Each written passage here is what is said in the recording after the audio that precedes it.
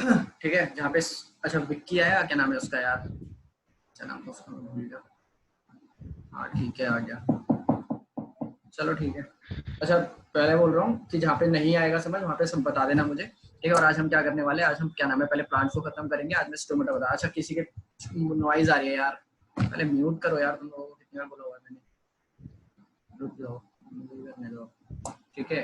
तो सुनना, तो अभी जहाँ से भी मतलब तुम्हें जो भी डाउट पूछना होगा तभी मुझे बोल देना। आज हम प्लांट्स खत्म कर रहे हैं और आज हम हेट्रोट्रॉफिक न्यूट्रिशन शुरू कर देंगे। हेट्रोट्रॉफिक में ह्यूमन का डाइजेशन शायद आज नहीं हो पाएगा, ठीक है, क्योंकि उससे पहले मुझे बहुत सारे टॉपिक समझाने हैं, ठीक है। तो ठीक है, चलो पहले मैं बता देता हूँ अभी तक हमने क्या पढ़ा है, ठीक है, तुम लोगों को कन्वीनियंट हो जाएगा। जिसने नहीं पढ़ा या फिर कल की क्लास जिसने मिस करी है, जैसे ये भूमिका नहीं करी है, ठीक है। अब देखना जरा ध्यान से यहाँ पे, ठीक है। सुनो, देखो यार, अभी तक हमने ये पढ़ा था कि भैया हमें पता था कि सबसे पहले हमने न्यूट्रिशन टॉपिक पढ़ा, ठीक है। न्यूट्रिशन का मतलब क्या होता है, न्यूट्रिशन का मतलब होता है एक ऐसा तरीका जिसके थ्रू कोई ऑर्गेनिज्म खाना बनाता है या फिर लेता है। The process by which an organism make their food और get their food, that process is known as nutrition. Nutrition में हमने दो तरह के ऑर्गेनिजम्स के बारे में पढ़ा, एक ऑटोट्रॉफिक पढ़ा था और एक हेटरोट्रॉफिक पढ़ा था। हमने डिटेल में पढ़ना था ऑटोट्रॉफिक। ऑटोट्रॉफिक में हमने पहले प्लांट्स पढ़ा था, ठीक है। प्लांट्स के अंदर, अब ध्यान से सुनना जरा ध्यान से, ऑटोट्रॉफिक के अंदर हमने जो प्लांट्स पढ़ा था उसके अंदर हमने क्या पढ़ा, सबसे पहले हमने पढ़े प्लांट्स रॉ मटेरियल प्रोसेस क्या है। तो सबसे पहले जो प्रोसेस था उसका नाम था फोटोसिंथेसिस। फोटोसिंथेसिस एक ऐसा तरीका जिसके थ्रू प्लांट अपना खाना खुद बनाते हैं सनलाइट की प्रेजेंस में। ये तुम्हें मैं बहुत बार बता चुका हूँ, आया समझ में मैंने क्या बोला। उसके बाद देखना, उसके बाद हमने पढ़ा था फोटोसिंथेसिस, समझ में आ गया। उसके बाद रॉ मटेरियल्स पढ़े थे हमारे पास। हम मतलब हमने क्या पढ़ा था कि इसको तीन तरह के रॉ मटेरियल चाहिए, एक तो वाटर और मिनरल चाहिए, एक CO2 चाहिए और एक क्या चाहिए था, क्या नाम है, सनलाइट, ठीक है। और मैंने उसके सोर्स भी तुम्हें बता रखे थे, ठीक है। उसके बाद हमारे पास 3 स्टेप्स थे। 3 स्टेप्स हमने क्या पढ़ा था, रेसिपी, कि भाई भैया ये तो समझ में आ गया कि इसको ये चीजें चाहिए, तो ये तो बताओ कौन कौन से स्टेप से खाना बनेगा। तो हमने 3 स्टेप पढ़े थे, वो तुम्हें याद होंगे, ठीक है, मैं उनकी बात नहीं कर रहा। फिर हमने लीफ का कुछ थोड़ा बहुत पढ़ा था, आज हम लीफ को डिटेल में पढ़ेंगे। अगर यहाँ पे कुछ पूछना है तो पूछ लो, वरना मैं हटा रहा हूँ, ठीक है। तो सुनना जरा ध्यान से। अब देखो, अब हम पढ़ रहे हैं लीफ। पहली बात लीफ, देखो एक क्वेश्चन एक बार होगा, उसका रीजन बता देना कि स्टोमेटा जो होता है वो लीव्स के नीचे क्यों होता है। ठीक है ठीक है ठीक है, मैं वही बोलने वाला था वैसे भी, ठीक है। हमने लास्ट क्लास में पढ़ा था एक टॉपिक, हमने क्या पढ़ा था उसके अंदर कि यार मैंने बोला था कि तुम्हें ये बताना है कि मान लो फॉर एग्जांपल ऐसे करके लीफ है, ठीक है। अगर लीफ इस तरीके से, मान लो मेरे मोबाइल के थ्रू मान लो लीफ इस तरीके से, ठीक है। जब लीफ है तो लीफ का एक अपर सरफेस होता है, एक लोअर सरफेस होता है। मान लो ये लोअर सरफेस और ये अपर सरफेस है, ठीक है। तो स्टोमेटा किधर ज्यादा होगा, तो सिंपल सा इसका आंसर था कि नीचे ज्यादा होते हैं। अब नीचे क्यों ज्यादा होते हैं इसका रीजन समझना, जरा दिमाग लगा के सुनो। सिंपल सा, पहले मैं तुम्हें लीव का स्ट्रक्चर बता रहा हूँ, उसके बाद जब हम पूरा रिलेट करेंगे तब तुम्हें पूरा कंप्लीट हो जाएगा कि ये किस वजह से हो रहा है और कैसे हो रहा है। सुनना जरा ध्यान से सुनना, ठीक है। देखो यार, सिंपल सा लॉजिक है, तुम्हें लीव का स्ट्रक्चर पहले से पता है कि लीव किस तरीके से दिखाई देता है, ठीक है। हम ड्राइंग मत देखना बस तुम लोग अभी, ठीक है। सुनना जरा ध्यान से, ठीक है। तो लीफ के अंदर क्या होता है, लीफ के अंदर छोटे छोटे स्ट्रक्चर्स होते हैं जिसको हम बोलते हैं स्टोमट, वो क्या नाम है, छोटे छोटे पोर्स होते हैं जिसको हम क्या कहते हैं, स्टोमटा। तुमने 9th क्लास में भी इसका स्ट्रक्चर पढ़ा हुआ है, और 9th क्लास में, और मैंने पिछले वाली क्लास में भी बताया था तुम्हें जब स्ट्रक्चर की बात कर रहे थे। तो लीफ के ऊपर क्या था, सबसे ऊपर एक लेयर होती है जिसका नाम होता है क्यूटिकल, ठीक है। एक वैक्सी लेयर होती है क्यूटिकल, उसके बाद छोटे छोटे पोर्स आते हैं। अब छोटे छोटे पोर्स क्या काम करते हैं वो तुम्हें पता था, वो गैसेस एक्सचेंज में मदद करते हैं। अब क्वेश्चन ये आता है कि भैया हम गैसेस एक्सचेंज करने के लिए हमारी बॉडी में नोज है, ठीक है। हमारी बॉडी में जो नोज है वो तो हम अपने मैकेनिकल तरीके से काम करते हैं, मतलब हमारी बॉडी खुद एक मैकेनिज्म चलाती है जिससे नोज ओपन और क्लोज होती है, जिसकी वजह से गैस इनहेल और एक्सहेल होती है, ठीक है। प्लांट्स के पास कौन सा प्रोसेस है, तो प्लांट्स की नोज की तरह कौन काम करता है, स्टोमेटा काम करता है। अब क्वेश्चन ये आता है कि स्टोमेटा काम कैसे करता है, दिमाग लगा के सुनना जरा, सुनो। स्टोमेटा के अंदर क्या होता है, स्टोमेटा का पहले मैं स्ट्रक्चर बता रहा हूँ और फिर हम उसकी आगे बात करेंगे, समझ में आ रहा है मैं क्या कह रहा हूँ। सुनना जरा ध्यान से, देखो यार, स्टोमेटा में सबसे पहले क्या होता है, सबसे पहले होते हैं 2 सेल जिनका नाम रखा हुआ होता है गार्ड सेल्स, ठीक है। इसको ये इसका स्ट्रक्चर किसकी तरह है, इसका स्ट्रक्चर है बिल्कुल एक उसकी तरह, क्या कहते हैं उसको, क्या कहते हैं उसको यार, राजमा, ठीक है, किडनी बीन्स, ठीक है, उसकी तरह स्ट्रक्चर है इसका। समझ में आया मैंने क्या बोला, ये रहा। ये दोनों क्या है, ये दोनों गार्ड सेल्स है। गार्ड सेल्स के साइड में क्या होता है, गार्ड सेल्स के साइड में होते हैं सब्सिडरी, या फिर एक तरह से लीफ की तरह काम करते हैं, लीफ के स्ट्रक्चर्स है, ठीक है। इनको कहते हैं सब्सिडरी सेल्स, ठीक है। अच्छा सुनना, ये इस तरीके से कवर्ड करके रखते हैं इसको, ठीक है। अब ये कवर्ड करने से होता क्या है कि इसको प्रोटेक्शन मिलती रहती है। अब ध्यान से सुनना, इसी के पास क्या होते हैं, स्टोमेटाउल्स होते हैं, क्लोरोप्लास्ट होते हैं यहाँ पर। और क्लोरोप्लास्ट क्या काम करते हैं, क्लोरोप्लास्ट का सिर्फ एक ही काम है, और वो क्या काम था, इसके पास क्लोरोफिल होता है जो सनलाइट को एब्जॉर्ब करने में मदद करता है। अब सुनो ध्यान से, ये जो देखो मैं जो बीच में स्ट्रक्चर बना रहा हूँ ना, मैं इसको मार्क कर देता हूँ, ठीक है। ये वाला जो स्ट्रक्चर बना रहा हूँ ना मैं, हमें इसी से मतलब है सिर्फ, ठीक है, हमें सिर्फ इसी से मतलब है और किसी से मतलब नहीं है।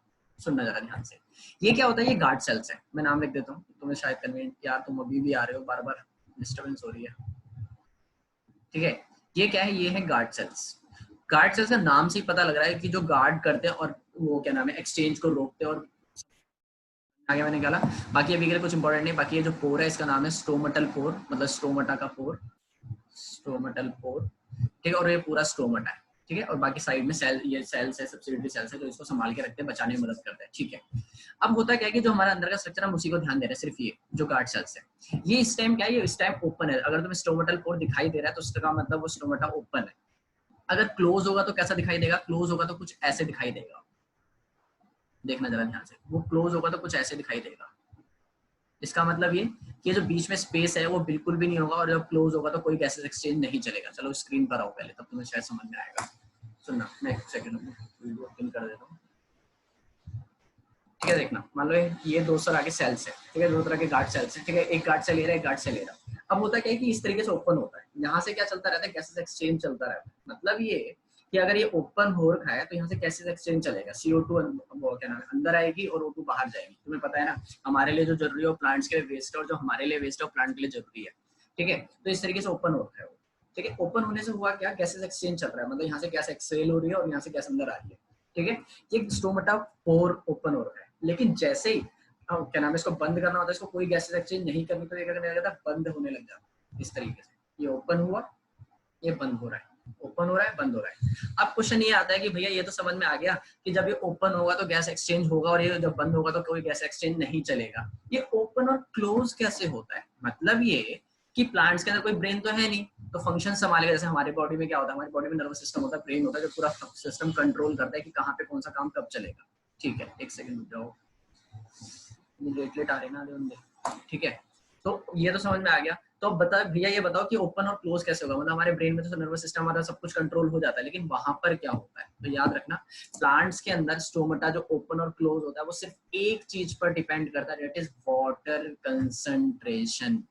अब वाटर कंसंट्रेशन कैसे रेगुलेट करता है, इस चीज को समझना जरा ध्यान से। पहले सुनो, अभी ये ओपन हो रखा है, ठीक है। अभी ये ओपन हो रखा है तो इसके अंदर क्या होता है, पानी आता है। जैसे गार्ड सेल्स के अंदर पानी आता है तो स्वेल करते हैं, ध्यान से सुनना मैं क्या बोल रहा हूँ। जैसे पानी आता है गार्ड सेल्स के पास, गार्ड सेल्स स्वेल करते हैं और ओपन हो जाते हैं।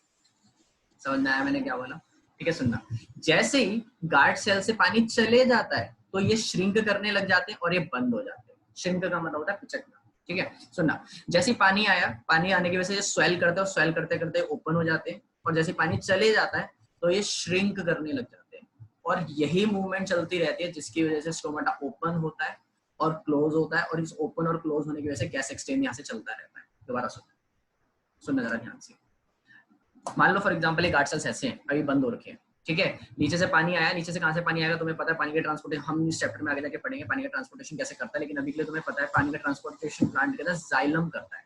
जैसे जाइलम के अंदर पानी आया, ठीक है, तो जाइलम के अंदर जैसे पानी आया तो वो क्या करेगा, वो गार्ड सेल्स के पास भेजेगा, गार्ड सेल्स स्वेल करेंगे और स्वेल करके ओपन हो जाएंगे। लेकिन जैसे ही गार्ड सेल से पानी गया, गार्ड सेल से पानी जाएगा तो वो क्या होने लगेगा, श्रिंक होने लगेगा, और ये क्या हो जाएगा, बंद हो जाएगा। समझ में आ रहा है क्या, गार्ड सेल से दोबारा पानी आया, दोबारा ओपन होगा, गार्ड सेल से पानी चले जाएगा, ये दोबारा बंद हो जाएगा। पक्का समझ में आ रहा है मैं क्या कर रहा हूँ, इस तरीके से मूवमेंट चलती रहती है। और जब ये ओपन होगा तो गैस एक्सचेंज चलेगा, और जब ये क्लोज होगा तो गैस एक्सचेंज नहीं चलेगा। चलो दोबारा स्क्रीन पे चलते हैं, ठीक है। सुनना जरा ध्यान से, ये रहा, ठीक है, यहाँ तक समझ में आया, ठीक है। अब इसके अंदर क्या होता है, इसके अंदर ये गार्ड सेल्स है, गार्ड सेल्स के अंदर जैसे पानी आता है तो गार्ड सेल्स क्या करते हैं, स्वेल करना चालू करते हैं। यहाँ पे पानी जैसे भरने लग जाता है तो गार्ड सेल्स क्या करते हैं, स्वेल करना चालू करते हैं, और जैसे गार्ड सेल्स स्वेल करना चालू करते हैं तो वो क्या करता है, क्या नाम है, वो ओपन हो जाता है। और जैसे गार्ड सेल से पानी जाता है तो वो क्या करता है, क्लोज हो जाता है। अब तुम्हें शायद रिलेट हो जाएगा कि अब देखो, चलो मैं पहले बता देता हूँ पूरा, ठीक है। सुनना, तो यहाँ तक समझ में आया मैंने क्या बोला, अब दिमाग लगाओ यार जरा, ठीक है। मेरे वीडियो दिख रही होगी तुम लोगों को शायद, ठीक है। सो सुनना, जैसे ये गार्ड सेल्स ओपन हुए, ठीक है, जैसे गार्ड सेल्स ओपन होते हैं होता क्या है, अब देखना गार्ड सेल्स ओपन हुए, ठीक है। अब दिमाग लगाओ, चलो मैं स्क्रीन पे आ जाता हूँ यार, छोटा छोटा दिख रहा होगा शायद, ठीक है। सुनना, मान लो ये गार्ड सेल्स है, ठीक है, गार्ड सेल्स ओपन हुए, यहाँ पे जैसे ये ओपन हुआ तो होगा क्या, यहाँ पर क्या आता है, यहाँ पर पानी साफ साफ दिखाई देगा। देखो अभी बंद है, तो इसका मतलब पानी नहीं है, ठीक है। लेकिन जैसे गार्ड सेल्स में पानी आया तो ये स्वेल करेगा और ये ओपन होने लग जाएगा। तो खुद तुम्हें समझ में नहीं आ रहा है, यहाँ पे पानी आने लगेगा, पानी दिखाई देने लगेगा, और जैसे यहाँ पे पानी दिखाई देने लगेगा तो यहाँ पे डायरेक्ट सनलाइट पड़ रही है, और जैसे यहाँ पे सनलाइट पड़ रही है तो सनलाइट से क्या होगा, वो क्या करने लगेगा, इवेपोरेट होने लगेगा। सुनो दोबारा, ये गार्ड सेल्स है, गार्ड सेल्स ने क्या करा, गार्ड सेल्स के पास पानी आया जाइलम के थ्रू, जैसे भी आया गार्ड सेल्स के पास पानी आ गया, गार्ड सेल्स ने स्वेल करना चालू करा और ये ओपन हो गया। जब ये ओपन हुआ तब गैस एक्सचेंज तो चलना चालू हो गया, वो तो ठीक है, लेकिन जब ये ओपन हो रखा है और यहाँ पे पानी है तो यहाँ पे पानी दिखाई देने लगेगा, और पानी की वजह से क्या होगा, यहाँ से पानी लॉस होने लगेगा। अच्छा ठीक है भैया, इसका मतलब ये कि अगर मैं किसी पानी की, मान लो मेरे पास एक बोतल है, बोतल को मैं ढक के रख देता हूँ, ठीक है, तो उसमें से पानी इवेपोरेट नहीं होगा, लेकिन जब ओपन करके रखा हुआ तो पानी तो इवेपोरेट होगा ना। सेम यहाँ पर है, अब ये ओपन हो रखा है तो पानी इवेपोरेट हो रहा है, और जैसे पानी इवेपोरेट होगा, हाँ ठीक है, भैया कुछ बताना। सुनो मेरी बात, देखो इधर ये गार्ड सेल्स है, एक ये रहा, ठीक है। गार्ड सेल्स इस तरीके से आए, यहाँ पर ऐसे अभी क्लोज थे, ठीक है, अभी कोई गैसेस एक्सचेंज नहीं चल रहा, पानी आया, पानी इन गार्ड सेल्स के अंदर भरा, इन ये स्वेल होना चालू करे, और जैसे ये स्वेल होना चालू करेंगे ओपन होना चालू हो जाएंगे। जैसे ही ओपन हुए तो गैस एक्सचेंज चालू हो गया, गैस एक्सचेंज तो चालू हो गया, लेकिन यहाँ पे पानी भी तो है पूरे में, जो डायरेक्ट सनलाइट पड़ेगी तो पानी इवेपोरेट होना चालू होगा।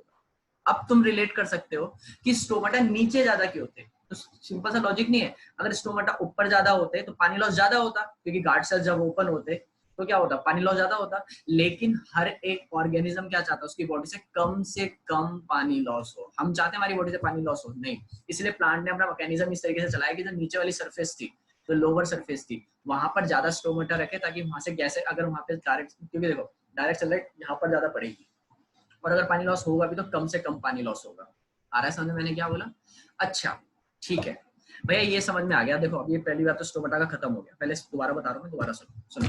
स्टोमाटा आया, ठीक है, सबसे पहले प्लांट आया, प्लांट ने बोला कि देखो यार सिंपल सा लॉजिक है, मेरे को वाटर और मिनरल चाहिए, तो वो रूट के थ्रू आ जाएगा। रूट के थ्रू कैसे आएगा वो हम आगे जाके जाइलम के बारे में पढ़ेंगे, ठीक है। दूसरी चीज थी कि भैया हमको सनलाइट चाहिए, सनलाइट किसके थ्रू आती है, क्लोरोफिल के आती, क्लोरोफिल के थ्रू आती है, क्लोरोफिल एब्जॉर्ब करता है, कैसे एब्जॉर्ब करता है वो हमारे सिलेबस का नहीं है।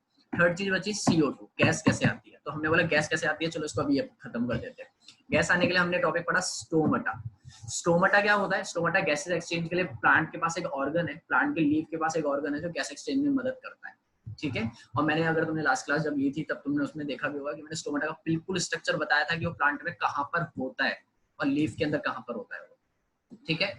अच्छा अब जब लीफ, अब वो स्टोमाटा कैसे काम करता है, तो स्टोमाटा कैसे काम करता है, जब वो ओपन होता है तो ओपन होने पर, ओपन किस वजह से हो रहा है, सबसे पहला क्वेश्चन यही आता है कि how does stomata works, how does guard cell opens and closes. तो गार्ड सेल्स कब ओपन होते हैं, गार्ड सेल्स तब ओपन होते हैं जब उसके अंदर पानी भर जाता है। पानी जैसे भरता है तो स्वेल करते हैं, और स्वेल करने की वजह से ओपन होते हैं। पानी जब चले जाता है तो वो श्रिंक कर जाता है और वो बंद हो जाता है और गैसेस एक्सचेंज रुक जाता है, ठीक है। इससे ये भी रिलेट हो गया कि गार्ड सेल्स ऊपर क्यों ज्यादा नहीं होते लीफ के, क्योंकि पानी लॉस ज्यादा से ज्यादा होगा, ये भी ठीक है। भैया एक चीज बताओ, अभी आपने बोला कि जब ये ओपन होता है तो पानी, गैस एक्सचेंज क्या होता है, यहाँ से क्या नाम है, गैसेस एक्सचेंज हो सकता है, यहाँ से इवेपोरेट हो सकता है, और बीच में आप बोल रहे हो कि पानी चले जाता है और ये बंद हो जाते हैं। अरे भैया एक बात बोलो ना कि पानी चले जाता है, यहाँ से इवेपोरेट हो जाता है, तो मैंने झूठ बोला ना भाई, कैसे देखना इधर, मैं तुम्हें बताता हूँ, सुनना इधर। ये गार्ड सेल्स है, ठीक है, जैसे ओपन हुए, इस ओपन होते ही क्या हुआ, यहाँ से पानी लॉस हुआ, तो पानी कभी वापस नहीं जाता, क्यों, तुमने जाइलम का प्रोसेस पढ़ा हुआ है, xylem is a one way path. Xylem में एक बार पानी ऊपर आ गया तो वापस नीचे नहीं जा सकता, तो अब क्या होगा, वो इवेपोरेट होगा, और वो यहाँ से जब इवेपोरेट होता है तो इनके अंदर से पानी चला गया और ये बंद हो जाते हैं। उस इवेपोरेशन के प्रोसेस का कुछ नाम है क्या? हाँ, उस इवेपोरेशन प्रोसेस का बिल्कुल नाम है, उस इवेपोरेशन प्रोसेस का नाम है ट्रांसपिरेशन। क्या नाम है? ट्रांसपिरेशन। सुनना, ट्रांसपिरेशन का मतलब क्या है, लॉस ऑफ वाटर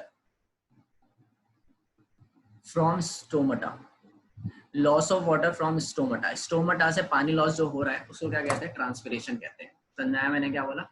अब शायद पूरा रिलेट हो गया होगा तुम्हारे को, सुनना जरा ध्यान से। सबसे पहले गार्ड सेल्स के पास, सबसे पहले आया लीफ के पास, लीफ तो गैसेस एक्सचेंज कैसे करेगा, उसने बोला गैसेस एक्सचेंज करने के लिए मेरे पास नोज की तरह एक पार्ट है जिसका नाम है स्टोमाटा। मैंने बोला स्टोमाटा कैसे काम करता है, उसने बोला स्टोमाटा के पास गार्ड सेल्स हैं, गार्ड सेल्स ओपन होते हैं तो उसमें से गैस एक्सचेंज चालू हो जाता है, और गार्ड सेल जब बंद होते हैं तो इसका गेट बंद हो गया और गैस एक्सचेंज बंद हो जाएगा। तो मैंने बोला गार्ड सेल्स ओपन और क्लोज कौन कंट्रोल करेगा, उसने बोला वाटर कंट्रोल करेगा। वाटर कैसे कंट्रोल करेगा, कह रहा उसने बोला कि वाटर जैसे आता है गार्ड सेल्स के पास, तो गार्ड सेल्स क्या करते हैं, स्वेल करते हैं, और गार्ड सेल्स स्वेल करने के बाद क्या होता है, वो ओपन हो जाता है, और जैसे ही पानी चले जाएगा, मतलब पानी इवेपोरेट हो जाएगा सनलाइट की वजह से, या फिर जैसे मर्जी, ठीक है, पानी जैसे चले जाएगा तो गार्ड सेल्स क्या हो जाएंगे, बंद हो जाएंगे, और गैस एक्सचेंज रुक जाएगा। तो इसका मतलब ये कि जब मुझे पानी चाहिए होगा तब मैं गार्ड सेल्स को ओपन कर सकता हूँ, और जब मुझे एयर चाहिए होगी, मतलब CO2 चाहिए होगा, जब मैं गार्ड सेल्स को ओपन कर सकता हूँ, जब नहीं चाहिए तो मैं उसको बंद कर दूंगा। तो मैंने बोला इससे तो पानी लॉस भी होगा, कहता हाँ पानी लॉस तो होगा। तो मैंने कहा उस प्रोसेस का कुछ नाम रख देते जिससे हमको आसानी हो, तो उसने बोला कि ट्रांसपिरेशन नाम रख देते हैं। मैंने बोला ट्रांसपिरेशन को भी एक्सप्लेन करना जरूरी है क्या, तो उसने बोला भैया आगे जाके हम ट्रांसपिरेशन को पढ़ेंगे जाइलम और फ्लोएम वाले टॉपिक में, तब बात करेंगे। तो अभी के लिए क्या याद करना है तुम्हें, अभी के लिए सिर्फ ये बात करना है, एक ऐसा तरीका जिसमें से स्टोमाटा से पानी लॉस होता है, उस तरीके का नाम क्या रख दिया गया, ट्रांसपिरेशन। खत्म। अभी भी किसी को कुछ पूछना है तो पूछो।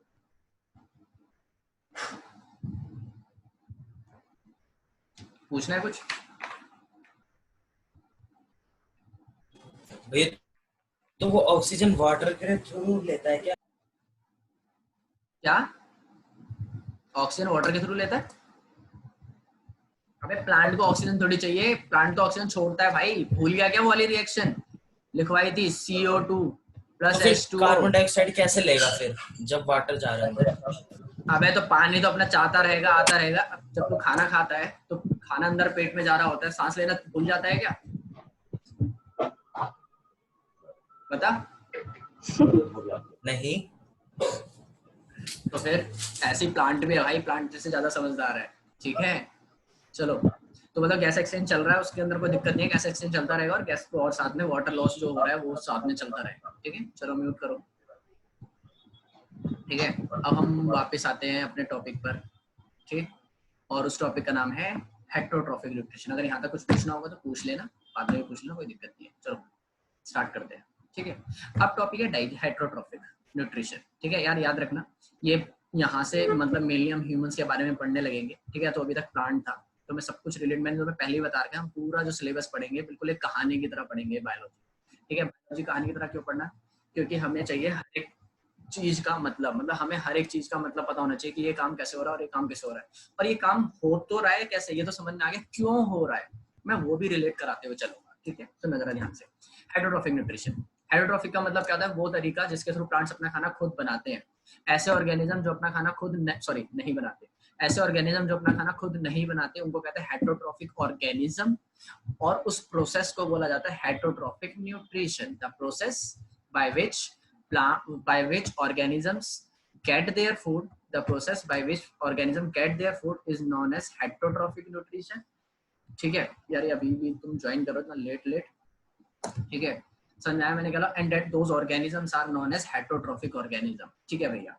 अब ये बताओ भैया कि हेटरोट्रॉफिक ऑर्गेनिज्म जैसे ऑटोट्रॉफिक में था, ऑटोट्रॉफिक में क्या होता है कि प्लांट्स अपना खाना खुद बना रहे हैं, और प्लांट्स के बारे में हमको पढ़ना था, कुछ बैक्टीरिया थे, आपने बोला हमारे सिलेबस में, हाँ ठीक है।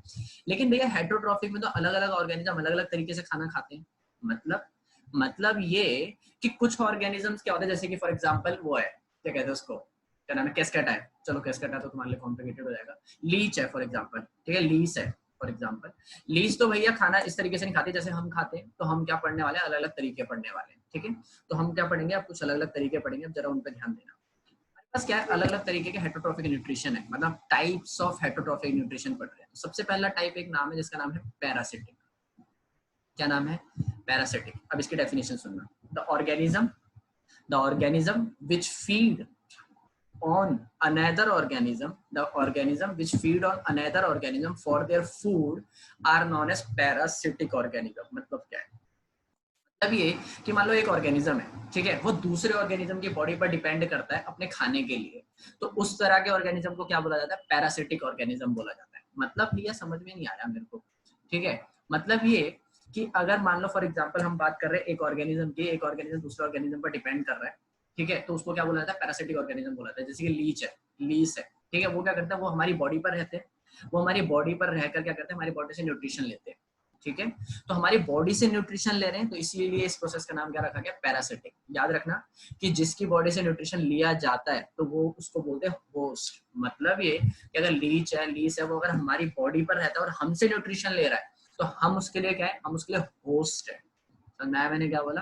तो पैरासिटिक की डेफिनेशन सुनना, the organism which feed on another organism for their nutrition. अब इसके लिए एग्जैक्ट एक डेफिनेशन है, वो एग्जैक्ट डेफिनेशन क्या है? The organism which suck out nutrition from another organism, ऐसे ऑर्गेनिज्म जो दूसरे ऑर्गेनिज्म से न्यूट्रिशन चूसते हैं, उस तरह के ऑर्गेनिज्म को क्या बोला जाता है? पैरासिटिक ऑर्गेनिज्म बोला जाता है। बहुत इंपॉर्टेंट लाइन थी, ठीक है, सुनना जरा ध्यान से। The organism which suck out nutrition from another organism that is known as parasitic organism. समझ में आया मैंने क्या बोला? इसका एग्जांपल क्या है? इसका एग्जांपल है लीच। तुमने देखा होगा जो वो चलता रहता है ना, वो क्या कहते हैं उसको? जोक कहते हैं हम हिंदी में, ठीक है, लीस, ठीक है। उसके बाद ये हो गए एनिमल्स के अंदर। अच्छा, कई सारे स्कूल्स में ना तुम्हारे स्कूल वाले मॉस्किटो नहीं बोलते, मॉस्किटो भी मतलब हम देखो पैरासिटिक के अंदर थोड़ी सी और डिविजन्स होती हैं, तो हम डिवीजन के अकॉर्डिंग मॉस्किटो को भी डालते हैं। जैसे कि तुम्हारे स्कूल का मेरे को एक एग्जैक्टली नाम मैं दोबारा बोलूंगा, माउंट ओलिवेट, ठीक है। तो माउंट ओलिवेट के स्कूल में पता नहीं थे कोई तुम्हारे झांसर थे कोई, ठीक है, तो उनका दिमाग ज्यादा चलता था, ठीक है। प्लांट्स के अंदर अगर बात करें तो प्लांट्स के अंदर कैस्केटा है, ठीक है। कैस्केटा प्लांट क्या होता है? कैस्केटा तुमने देखा होगा, इसको हिंदी में अमर बेल बोलते हैं वैसे, ठीक है। तो वो भी इसी तरीके से होता है। अभी काम कैसे करते हैं, चलो मैं प्लांट्स के ऊपर बताता हूँ। ये एनिमल्स के ऊपर तो समझ में आ गया होगा कि हमारी बॉडी से चिपक जाते हैं और न्यूट्रिशन सक करते रहते हैं, जैसे बालों में लीस होता है बालों में, ठीक है, ये सब, ठीक है। तो उसके बाद प्लांट्स में कैसे चलता है? तो प्लांट्स में होता देखो क्या है, मान लो प्लांट का फॉर एग्जाम्पल एक ये प्लांट है, ठीक है, इसकी क्या निकली? एक ब्रांच निकली, ठीक है, इसकी एक ब्रांच निकलती है। एक प्लांट आता है, वो प्लांट क्या करता है? अब यहाँ पे ग्रो करना चालू करता है, ठीक है, छोटा सा पौधा होता है वो यहाँ पे ग्रो करता है, और जो अपने रूट्स होते हैं इस प्लांट के अंदर घुसा देता है, ठीक है। इससे होता क्या है कि ये जो बड़ा वाला प्लांट है, इतनी मेहनत से नीचे से खींच खींच के जाइलम फ्लोएम से पानी और खाना लेकर आ रहा है, ये ऊपर से टाका मारता है और वहीं से टाका मार के क्या करता है? सारा न्यूट्रिशन ले लेता है। तो ऐसे ऑर्गेनिज्म को क्या बोला जाता है? पैरासिटिक। सेकंड क्या है? सेकंड है सेप्रोफिटिक। ऐसा तुमने 9th क्लास में ही पढ़े हुए हैं, ठीक है, कुछ नए नाम नहीं है, ये भी याद रखना, ठीक है। सेप्रोफिटिक, सेप्रोफिटिक ऑर्गेनिज्म कौन से होते हैं? The organism, saprophytic organism, the organism which live in dead and decayed matter। मतलब ये कि ऐसे ऑर्गेनिज्म जो सड़ी गली जगहों पे पैदा होते हैं, ठीक है, और वहीं पर रहते हैं, वहीं से उनको न्यूट्रिशन मिलता है, ऐसे ऑर्गेनिज्म को क्या बोला जाता है? सेप्रोफिटिक बोला जाता है। अच्छा, किसी को याद है हमने 9th क्लास में एक पढ़ा था, कौन था वो 9th क्लास वाला? याद है किसी को?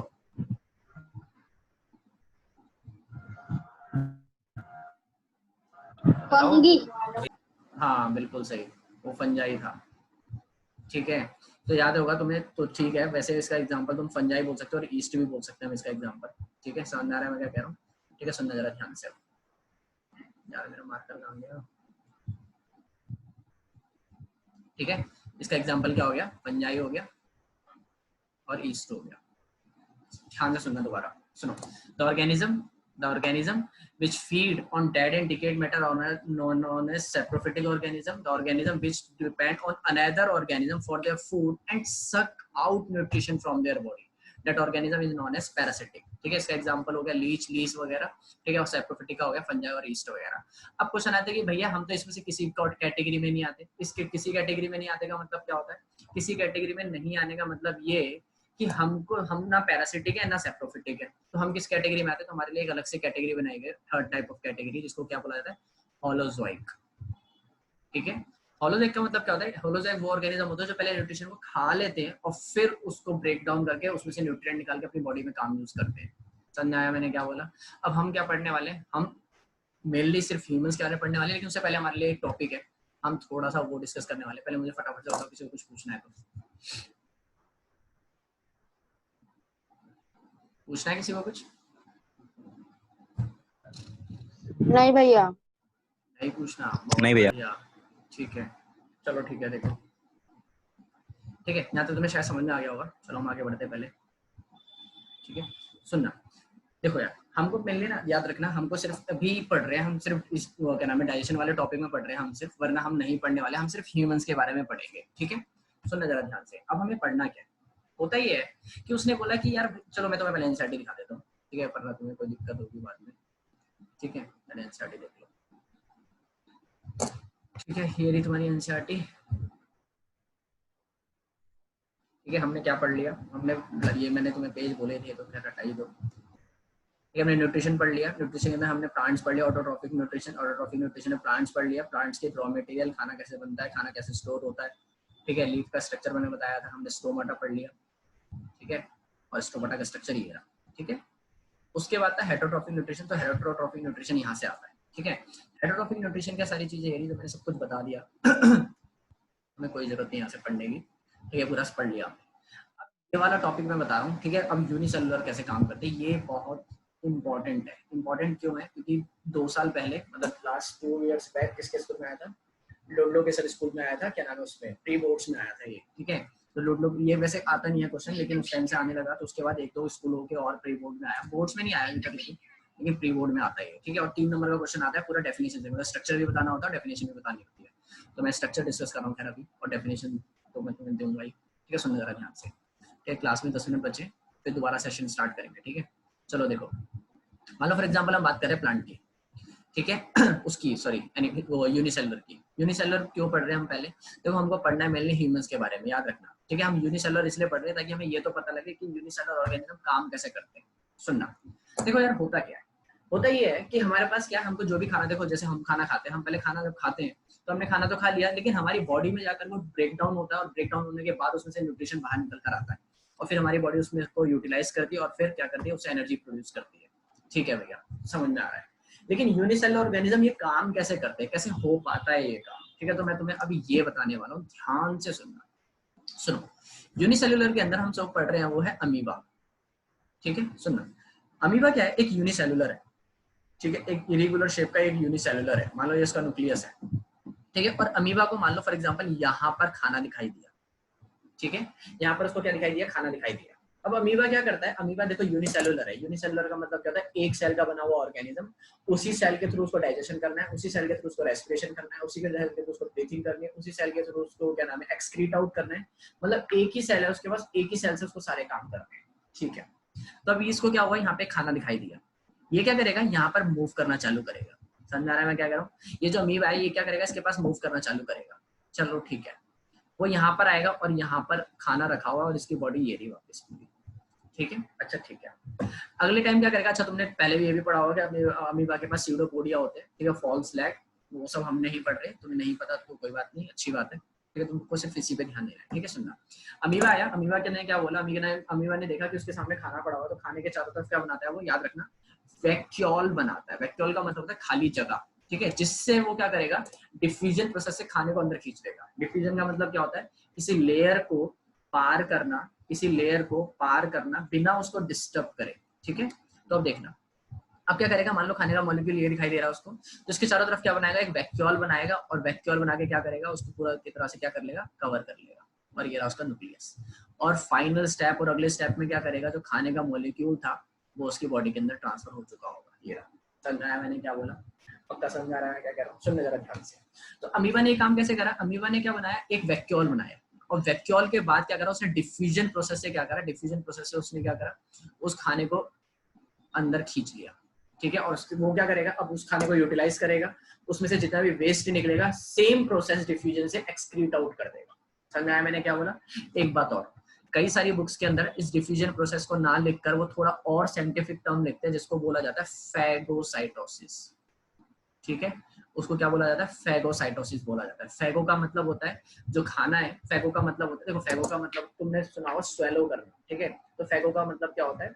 उसको सीधा एक तरह से इनहेल कर लेना, स्वेलो कर लेना, तो इसीलिए वहीं से वर्ड निकल कर आया फैगोसाइटोसिस। जैसे बहुत सारे वर्ड है, फैगोसाइटोसिस, एंडोसाइटोसिस, पिनोसाइटोसिस, ठीक है। पिनो लिक्विड के लिए यूज किया जाता है, अगर मान लो कोई लिक्विड यूज कर रहा होता तो उसको पिनोसाइटोसिस बोलता है। ये खाना खा रहा है तो उसको फैगोसाइटोसिस बोल रहे हैं, ठीक है। अच्छी बात है अगर ये वर्ड टर्म याद हो जाएगा, तो वरना तुम डिफिजन याद रखो कि जैसे अमीबा को कुछ दिखाई देता है तो वहीं से वो खाना एब्जॉर्ब करना चालू करता है। अब सुनना, मान लो ये वाला ये जो मॉलिक्यूल है ये यहाँ पर था, तो ये यहाँ से आगे बढ़ा, उसने यहाँ से इनहेल कर लिया, ठीक है। अगर भैया वो फूड मॉलिक्यूल यहाँ पर होता तो क्या होता? तो सर कुछ भी दिक्कत नहीं होती, वो यहाँ से आगे बढ़ता और यहीं से इनहेल कर मतलब वो कर लेता, एब्जॉर्ब कर लेता। अगर भैया यहाँ पर होता तो क्या होता?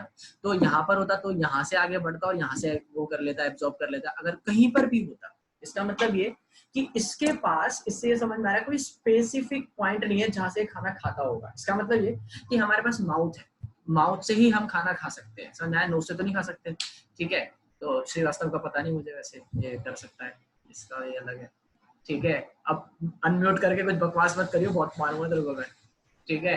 सुनो जरा ध्यान से, ठीक है। तो ये क्या करता है? कहीं से भी जहां से भी एब्जॉर्ब कर सकता है, वहां पे आगे बढ़ता है, वहां से एब्जॉर्ब करके क्या करता है? खा लेता है, ठीक है। समझ में आया मैंने क्या बोला? उसके बाद क्या होता है, अब वो आगे बढ़ता है, ओए म्यूट कर लो यार, ठीक है। अब वो जहाँ से भी है वहां से आगे बढ़ता है और वहां से एब्जॉर्ब करना चालू कर देता है। समझाया मैंने क्या बोला? अब दिमाग लगाना जरा, सुनो। होता ही है कि अब मतलब इसका मतलब इसके पास कोई स्पेसिफिक माउथ वाला पॉइंट नहीं है, तो भैया हर यूनिसेलुलर के साथ ऐसा होता है? नहीं, हर यूनिसेलुलर के साथ ऐसा नहीं होता। ये किस में हो रहा है? जैसे अमीबा में हो रहा है। वैसे ही एक हमारे पास और यूनिसेलुलर है जिसका नाम है पैरामीशियम। क्या नाम है उसका? पैरामीशियम।